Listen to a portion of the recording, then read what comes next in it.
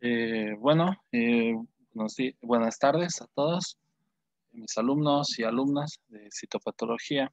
Seguimos en lo que es la citopatología cérvico-vaginal, estudiando las distintas características y criterios citológicos para hacer diagnósticos o el screening de distintas enfermedades, obviamente cérvico-vaginales, ¿no? O alteraciones. Habíamos ya mm, hecho un repaso y estudiado muchas alteraciones de las células de tipo escamosas o de células de tipo pavimentosas, llegando a estudiar los criterios citológicos que se establecidos para hacer los diagnósticos de lesiones neoplásicas epiteliales intracervicales o conocidas como SIL, del epitelio pavimentoso o escamoso, y a algunas otras alteraciones de las células escamosas que no tienen un significado de todo determinado, como el ASCUS y el AXH, ¿no? Y bueno, también estableciendo los criterios citológicos de los mismos, ¿no? Bueno, ahora vamos a estudiar, a pasar a otra parte de la citopatología cérvico-vaginal y estudiar algunas células glandulares atípicas o algunas alteraciones que aparecen en el epitelio de tipo endoglandular, recordando siempre que, bueno, el cuello uterino tiene dos tipos de epitelio, ¿no? El exocervix, que es un epitelio pavimentoso, plano, estratificado, y el epitelio endocervical, constituido por un epitelio cilíndrico simple de tipo endoglandular. Es secretante, vimos que secreta mucina o moco, por así decirlo, y bueno, y que las cualidades de este epitelio y en cuanto a su secreción y en cuanto a su morfología, también se van a ver influenciadas por distintos estados hormonales o por algunos periodos del ciclo menstrual de la mujer, ¿no? Pero bueno, es importante recordar también que hay una zona de transformación donde hay un paso de este epitelio pavimentoso al epitelio cilíndrico simple, endoglandular, y también habíamos recalcado la importancia de este epitelio de transformación, ¿no? Uno, porque le da el criterio de satisfactorio o insatisfactorio a los extendidos citológicos, y aparte porque es el lugar donde más alteraciones podemos encontrar, ¿no? Dicho esto, empezamos a hacer la descripción de algunas células glandulares atípicas. O cómo el Bethesda clasifica las células glandulares atípicas, ¿no? Eh, Antes que nada, el objetivo del estudio del Papa Nicolau y todos los criterios que establecen el sistema de Bethesda, todos los criterios que establece el sistema de Bethesda para informar la citología cervicovaginal, hace sobre todo hincapié en las lesiones del epitelio de tipo pavimentoso o el epitelio escamoso, ¿no? Eh, En sí, este tipo de estudio está destinado sobre todo a diagnosticar o hacer el screening de lesiones de tipo pavimentosa. Pero bueno, obviamente también en el transcurrir de estos estudios o al hacer estos estudios nos vamos a encontrar con unas alteraciones del epitelio pavimentoso, que van del epitelio glandular, que van desde aquellas alteraciones eh, que comprometen al epitelio sin infiltrar en los tejidos adyacentes. Vamos a hablar de un adenocarcinoma in situ.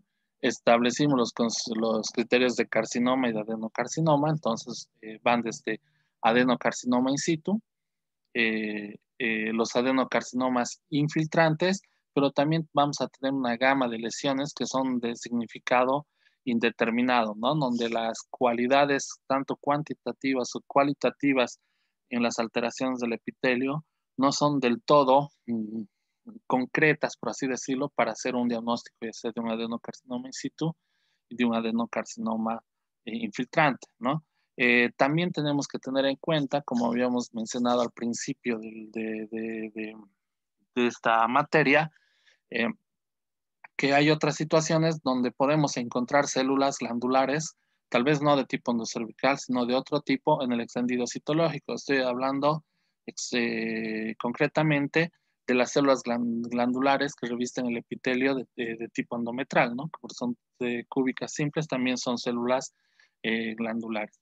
Y la importancia de informarlas, sobre todo en mujeres posmenopáusicas o en determinado periodo o en determinado periodo o fase del ciclo menstrual, ¿no? Pero bueno, antes de empezar a describir todas estas alteraciones, en cada clase que empecemos a hacerlo ahora, tanto en la teórica como en las clases prácticas, vamos a hacer un pequeño repaso de algunos elementos que nos vamos a encontrar en el PAP, ya sea en el fondo o en las alteraciones epiteliales o, debido a procesos inflamatorios, ¿no? Les había hablado, un pequeño repaso, antes de adentrarnos a lo que son las lesiones glandulares, que la flora que vamos a encontrar en los extendidos cervicovaginales, sobre todo en mujeres jóvenes, va a ser los lactobacilos o bacilos de Dr. Lane, que fueron identificados por primera vez por un médico alemán del mismo apellido al estudiar muestras de secreciones vaginales. ¿Cuál es la importancia, no? Se caracteriza por ser las bacterias más importantes y predominantes de la flora vaginal normal, encontrándose de 10 a 100 millones por gramo de fluido.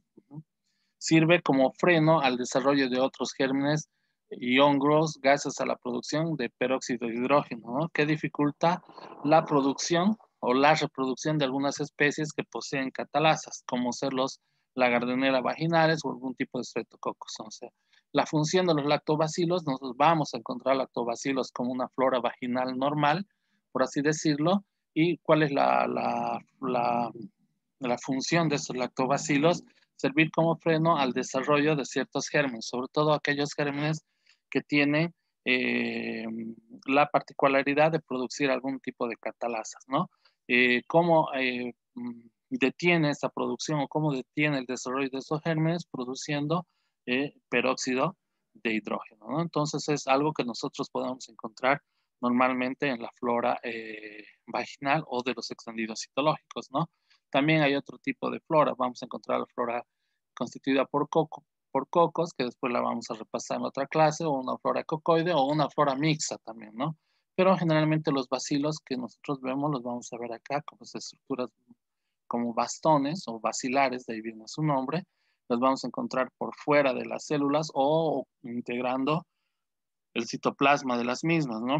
Y también habíamos mencionado que esos lactobacilos tienen gran avidez por el glucógeno que poseen el citoplasma de las células. Entonces, ¿qué pasa cuando, sobre todo en las células más maduras, estamos hablando de células intermedias o superficiales, encontramos mucha presencia de lactobacilos en muchos procesos inflamatorios? Estos bacilos van a digerir el citoplasma de estas células que contienen bastante glucógeno, ¿no? Entonces, como ven acá, que vamos a encontrar una gran producción de estos bacilos. Y vamos a encontrar esto, ¿no? La particularidad de que se van a digerir el citoplasma y vamos a encontrar núcleos sueltos, ¿no? Núcleos sueltos, a esta particularidad se llama citólisis, ¿no? Cuando se degrada el citoplasma y encontramos núcleos sueltos, también vamos a encontrar citólisis, que puede ser en algún momento un inconveniente cuando nosotros estamos buscando una lesión intraepitelial, porque en todos los criterios citológicos habíamos establecido algo muy importante, que es la relación del núcleo citoplasma, la relación núcleo citoplasmática. Cuando un extendido es muy citolítico, entonces no podemos hacer este tipo de comparaciones, ¿no? Bueno, adentrándonos a los que son los cambios de las células glandulares, vamos a hablar de cómo interpreta el sistema de Bethesda el hallazgo de células endometriales, ¿no? El sistema de Bethesda, porque son células también de tipo glandular, ¿no? Entonces, el sistema de Bethesda, en 2001, establece la presencia de células endometriales exfoliadas. Se debe informar en todos los casos de mujeres mayores de 39 años, ¿no? ¿Dónde se debe clasificar? Dentro de qué clasificación general, dentro de otros hallazgos, ¿no? O sea, poner en el resultado eh, especificar siempre en el resultado del PAP si es negativo para lesión intraepitelial y en otros hallazgos consignar la presencia de células endometriales en mujeres mayor de tantos años. Vamos a ver al final un ejemplo de informe y cómo se pone. ¿Cuáles son los criterios citológicos, ¿no? Y cuál es la importancia también de buscar o de reconocer más que de buscar la presencia de estas células endometriales, ¿no? Entonces es frecuente observar células endometriales exfoliadas en las muestras, sobre todo obtenidas en qué tipo o en qué fase del ciclo menstrual, sobre todo en la fase de tipo proliferativa. Sin embargo, se ha considerado que las células endometriales pueden advertir sobre la presencia de un adenocarcinoma obviamente de tipo endometrial, cuando aparecen extendidos citológicos cervicales o vaginales, sobre todo en mujeres posmenopáusicas, ¿no? O que estén fuera de la fase proliferativa del ciclo menstrual.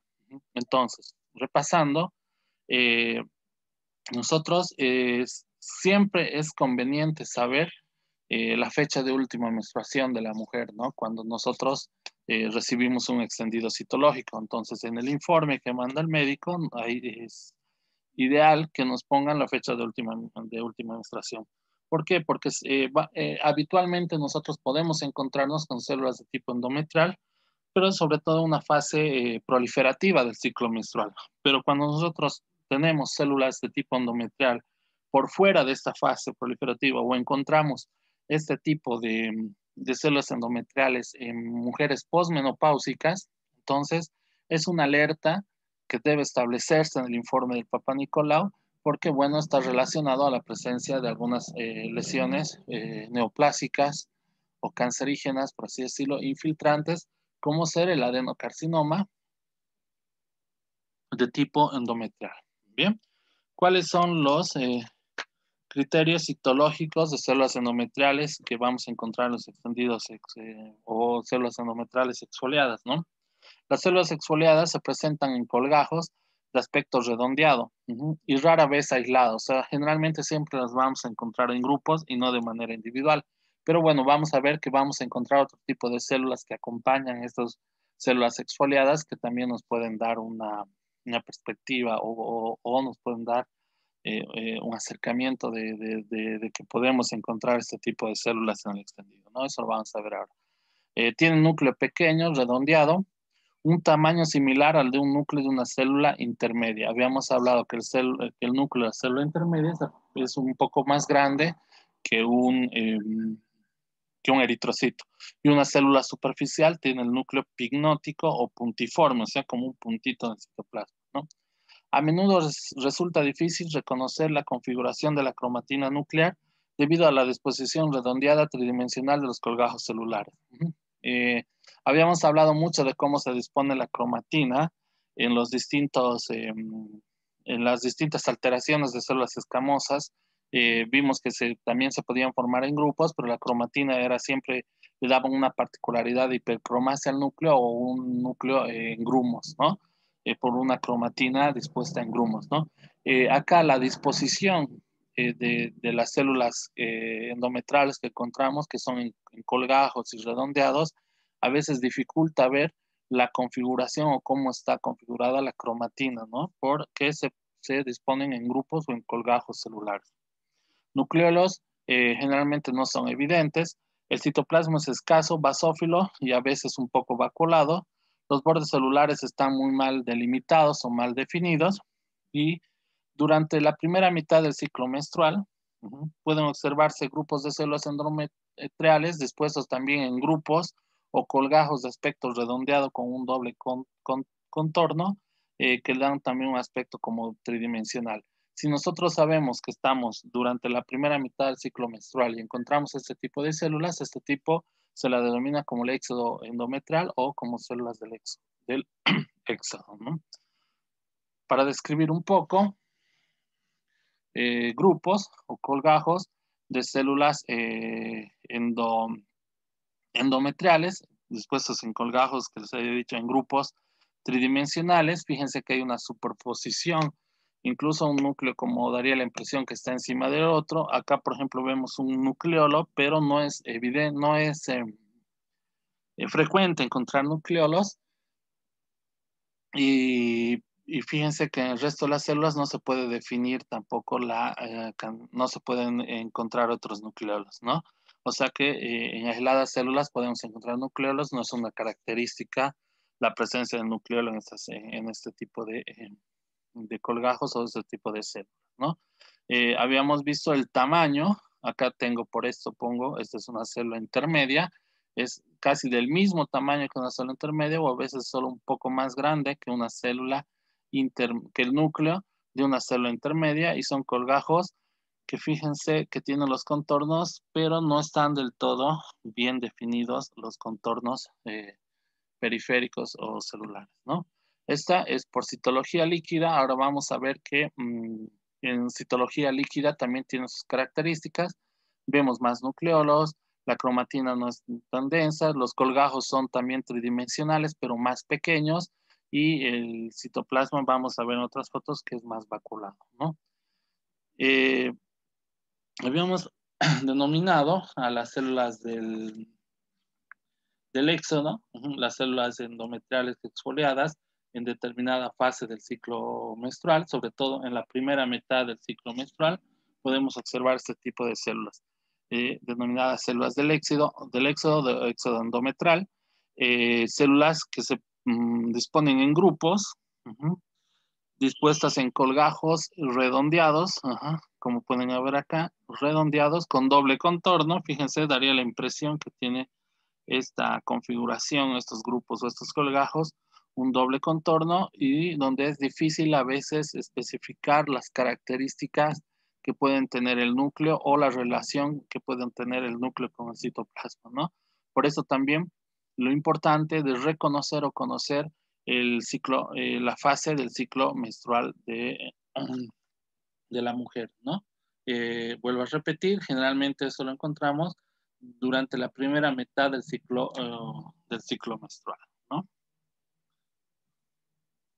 En citología líquida, como habíamos visto, nucleolos superpuestos, el fondo de una citología líquida generalmente habíamos dicho que es más limpio por las características en su proceso, ¿no? En el proceso de hacer la citología líquida. Los nucleolos son más evidentes, lo habíamos mostrado. En una citología convencional o de Papa Nicolau vimos todo un colgajo, pero solo un nucleolo. En la citología líquida los nucleolos son más evidentes y podemos encontrar vacuolas intracitoplasmáticas, ¿no? Como habíamos visto. Fíjense acá, esta se ve un nucleolo, se ve acá el nucleolo y el nucleolo, ¿no? Y con gajos más pequeños, también tridimensionales. Vamos, una vez que nosotros encontramos células endometrales, también vamos a encontrar otro tipo de células. Generalmente las células que acompañan a las células glandulares de tipo endometrial son las células del estroma endometrial. Eso lo podemos hacer también en citología cervicovaginal, digo, por tinción de Pap, acompañando las células endometrales.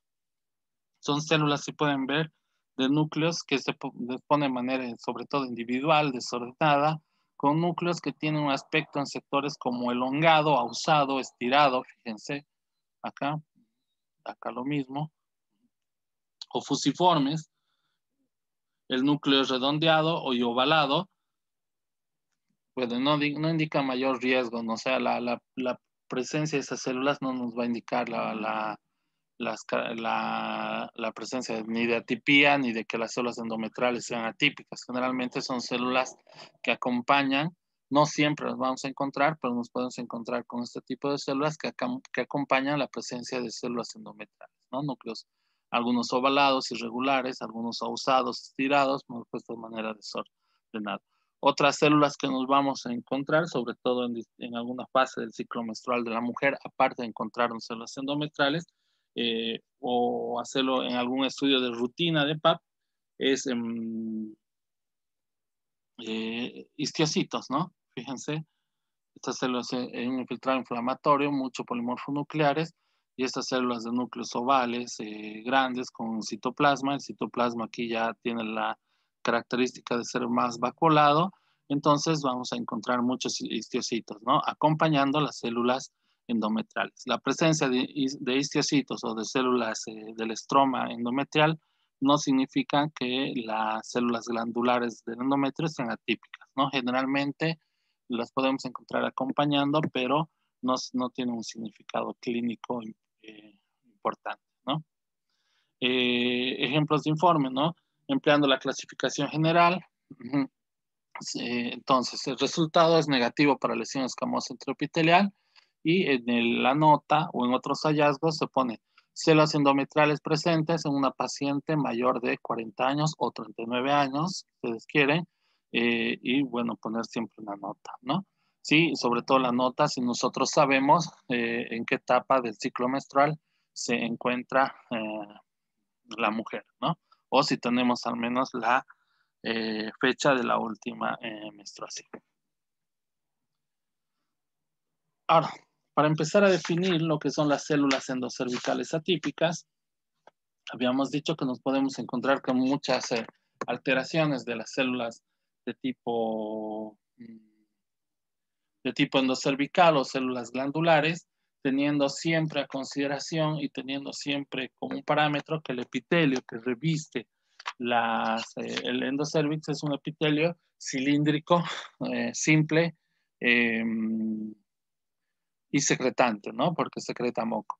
Entonces, ¿cuál es la definición de células cervicales atípicas? Células endocervicales presentan atipía nuclear que excede los cambios reactivos o reparativos, pero carecen de características certeras de adenocarcinoma endocervical o in situ o adenocarcinoma invasor. Igual que habíamos visto nosotros en las células escamosas, algunas alteraciones de células escamosas indeterminadas, las habíamos clasificado como ASCUS, de significado indeterminado, y como ASCACHE, en las que no se podían descartar lesión de alto grado. ¿Qué características tenían esas dos tipos de alteraciones? Que no tenían características cualitativas ni cuantitativas que nos den un diagnóstico certero, ya sea de una lesión intraepitelial o de una lesión infiltrante. Lo mismo pasa acá con las células endocervicales atípicas, ¿no? Presentan atipía nuclear.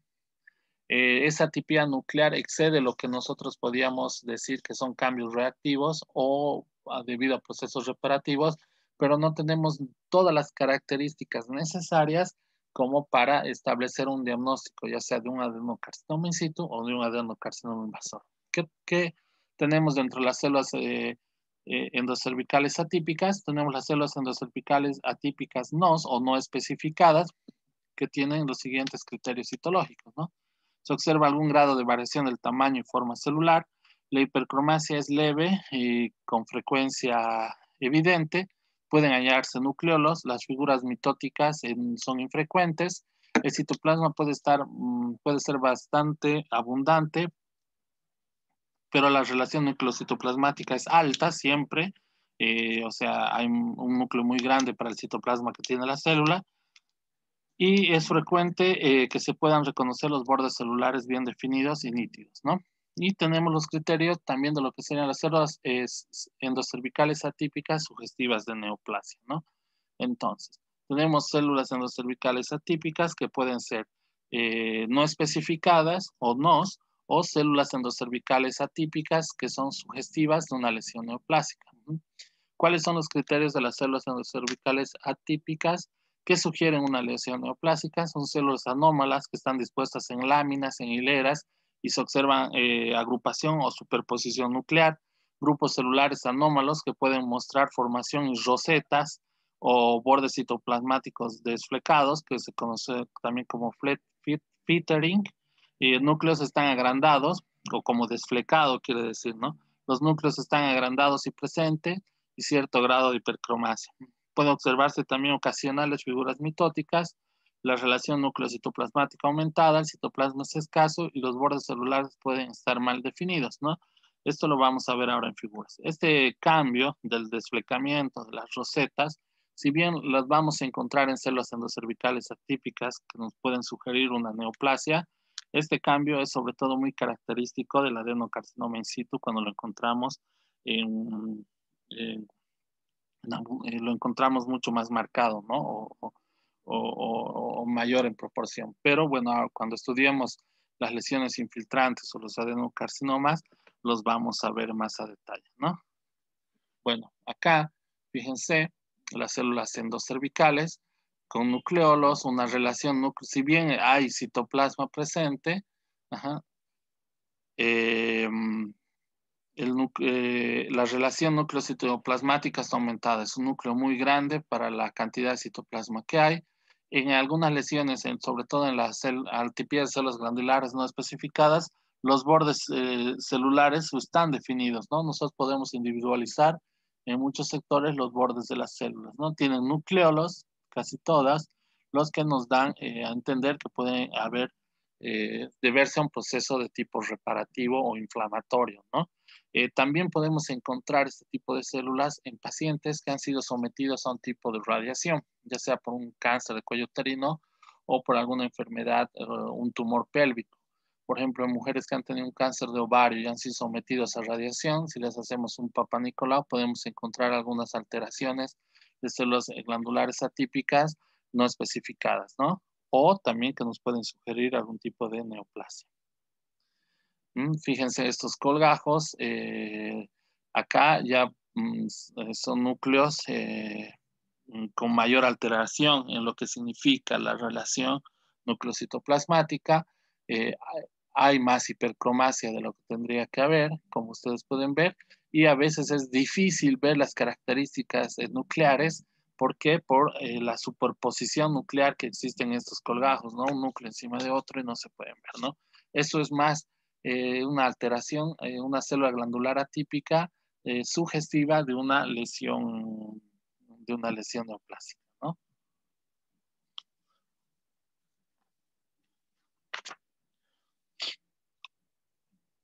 Acá también, fíjense, hay mucha macrocariosis, o sea, un aumento en la cantidad en el tamaño del núcleo. Si bien se ven los citoplasmas que son como vacuolados, hay una alteración, marcada alteración en la relación núcleo-citoplasmática, citoplasmas muchos más basófilos, y acá estamos hablando también de una alteración, una atipía de células glandulares no especificadas.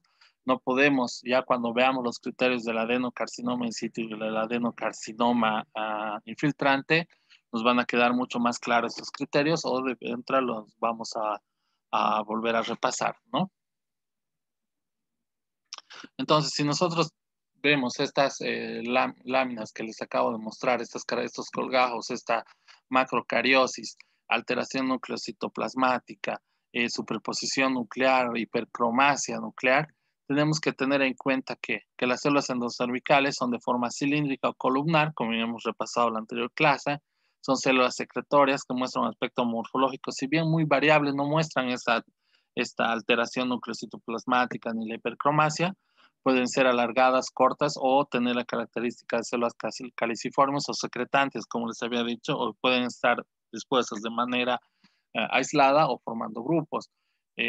Habíamos mostrado los cortes histológicos de cómo se ven las células endocervicales, y bueno, comparen esta extendido, digamos, de estas células endocervicales normales que tienen núcleos más pequeños, hay mucho citoplasma, el núcleo siempre está dispuesto en la periferia, y esta característica de abundante citoplasma nos dice que es una célula que es un mucosecretante o que está secretando con, digamos, un citoplasma grumoso o vacuolado, que es otra característica.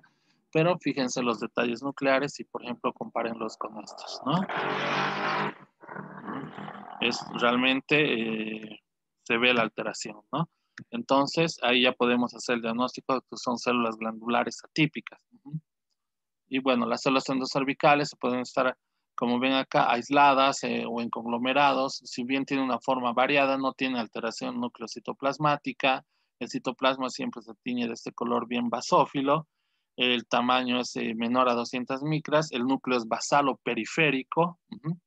Y bueno, son células del canal cervical, ¿no? Entonces, estas son las características de las células cervicales, ¿no? Versus a los que serían estas alteraciones de las células glandulares atípicas, que pueden ser células endocervicales atípicas sugestivas de neoplásicas, o células endocervicales atípicas no especificadas, ¿no?